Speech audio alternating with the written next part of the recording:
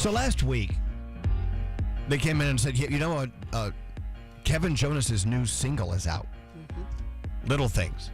I said, well, let's hear it. So I didn't even hear it on my own. I just played it for the first time on the air. And as I've said many times, it usually takes a couple of plays for a song for you really to try to get it. It was one play. Did you agree, or do you agree with what I just said? Yeah, I like it. Yeah, we like it. I like the actual lyrics. Sometimes I don't pay attention to lyrics because I'm just listening to the music. The lyrics are great. Well, Kevin, congratulations. We like your song. Oh, well, thank you very much. I mean, if we didn't like it, we would not have called me this early. We wouldn't wake you up.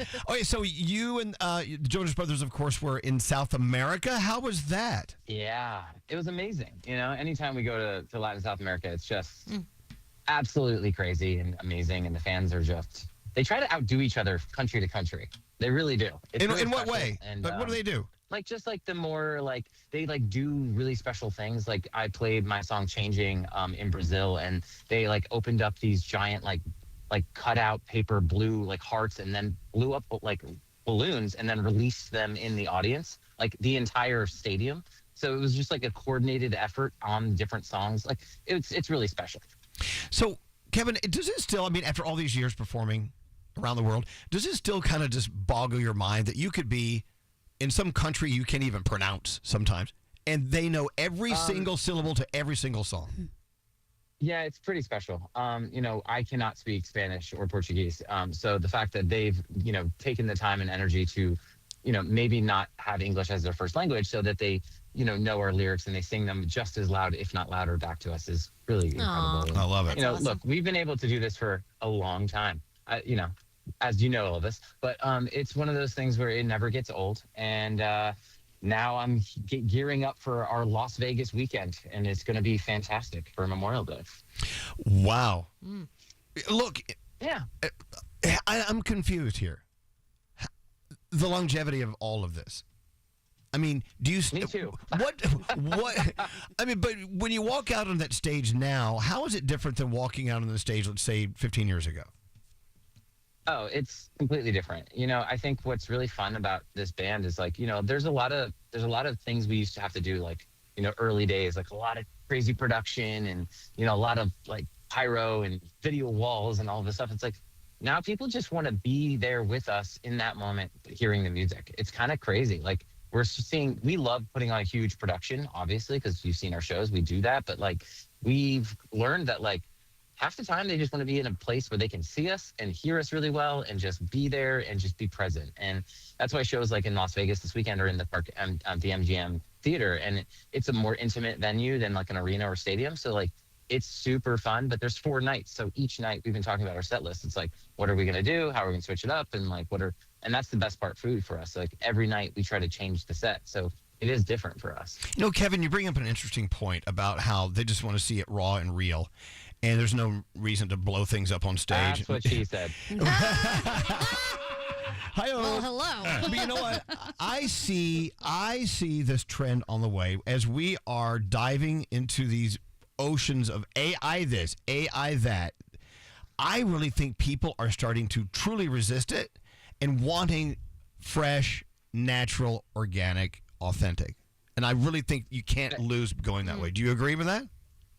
I do, in the sense of this stuff. I will say I am become an obsessed guy when it comes to AI stuff. I've been building a lot with incredible tools that are out there for us and for our business, for myself, very exciting stuff that you can do now as a creator. You can really build really unique things. But from an authenticity standpoint, I think going back to beta level stuff and analog and feeling disconnected and feeling present, I think there's going to be a wave, a trend happening where you're going to go and it's going to be no phones at my show, zero technology at the show. Amen. It's going to be there's going to be really jarring things that I think people are going to try to do. Hey, ChatGPT, how can I appear to be more authentic? Exactly. Yes, Gandhi. 4 days in Vegas sounds like a hell of a party. What do you guys do during the daytime? Oh man, we do golf. It's hot, so it's nice. But hang with the pool. I'm actually really excited this trip. Danielle has a bachelorette party for her cousin's wedding coming up, So she's unable to join me, but I'm actually taking my girls. So I'm going to be like doing the dad hang with the girls for the whole weekend in Vegas, which is really kind of. I had taken Alina on a trip like one-on-one a couple times, but this will be my first like dad's doing it with both the girls and just me and Valentina too, which will be really, really cool. So we're going to go see the Wizard of Oz at the Sphere. Oh, dude. So jealous. Yeah. Oh my God. Do you know to see a Jonas Brothers concert at the Sphere would be that'd be insane. titillating. I'm sure that People keep saying this to us, and I don't disagree with that idea. But I think that could be. Wait, I'm going totally against the AI thing, the authentic thing. Well, no. We're still there. It's authentic. And that's immersive art. It's still an art form. Somebody has to build it, create Totally. it. If Daddy takes daughters to Las Vegas, I think a nice burlesque show is Oh, yeah. For sure. A lot of strip clubs. It's really. Yeah, I want to have a wife that I come home to. Oh, Yeah. there's that. I know the script, so. Fine. I love the fact that all these new kids from the next generation are falling in love with you guys too. So I saw a video of the three of you the other day with a little girl who was like your biggest fan, and she ran over to all of you and was giving you hugs and props. It was the cutest thing. I mean, that's got to be important.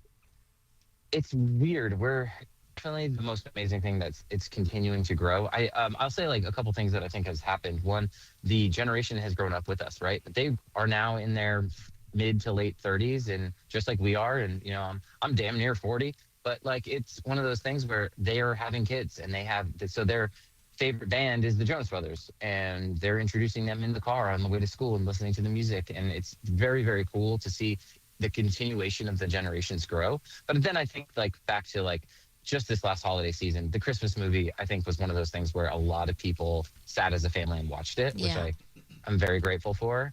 And then even more than that, like we're all parents now, so we can associate and understand. But I think the thing that's going to probably be the next generation's growth even further is the fact that we have Camp Rock 3 coming out this year. That's right. Yay! So, Kevin, let's talk about Little Things.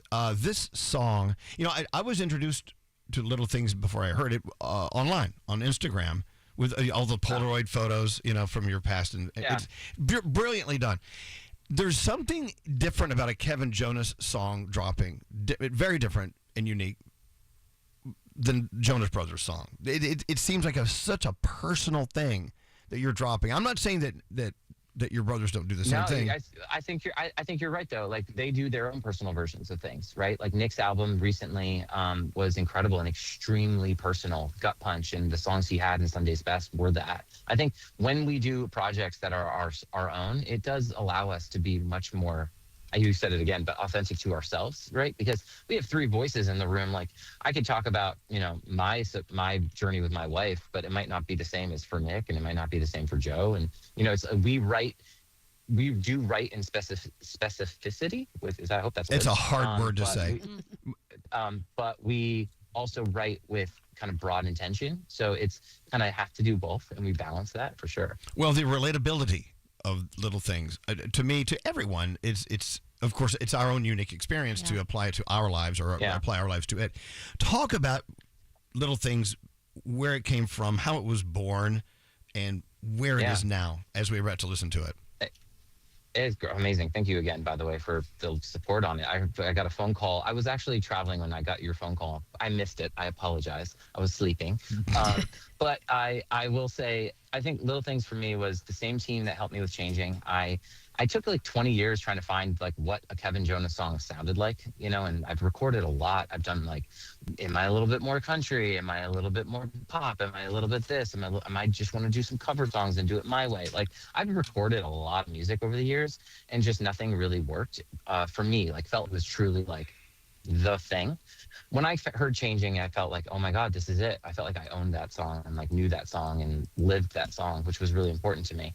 But then beyond that, I actually felt like when I heard this song from the same team, they're like, we think we got the next one. And they sent it to me. I will say, I played it for the guys at our writing camp after I'd recorded it and didn't play it. They both said like, oh no, this should be a Jonas Brothers song. So I held on to it for this long because I thought we were going to do it as a Jonas Brothers song. So I got the stamp of approval kind of by that direction, like them being like, oh no, we're going to do this one together. What changed? Why did you do it together? It was timing. It's like we have another project we're working on, and it doesn't actually fall in line exactly the same right thing. So I was like, I'm taking it back. I like So it. I took it back. I'm glad you did. It's yours. Good. It was meant to be this way. Well, I'm going to play it now. I want everyone to listen to the words of this song and go back and look at the lyrics later, because sometimes I'm a little slow and stupid. So I love looking at the lyrics later. But it is important. The lyrics of the song are super important to me, because it's like they are the littlest, no pun intended, but like the littlest things in a relationship that matter. And for me, we live a crazy big life, and I even say it in this. It's not the big house, it's not the first class plane tickets, it's not any of that. It's just the fact that we spend time together, and I get to get home to you, and that's what I live every single day with Danielle. Aw. Wow. So nice. Kevin, thank you for talking to us today. I mean, welcome home. And when are you back? You're back on the road for Las Vegas then? I am. We leave tomorrow for the first show. I come back, grab the kids, go back. But yeah, we're excited, man. So much more is about to happen and be announced. So be ready. Well, thank you. And thank you for up this. To the gym. That's my other life. All right, go work it off. Work it out. Hey, and by the way, thank you for this song. The lyrics mean so many great things to everyone, and me included. Well, we love you and family. We can't wait to have a nice old family dinner with you guys soon. Let's go. We're always eating around here. All right, Kevin, thank you. I'm going to play Little Things right now.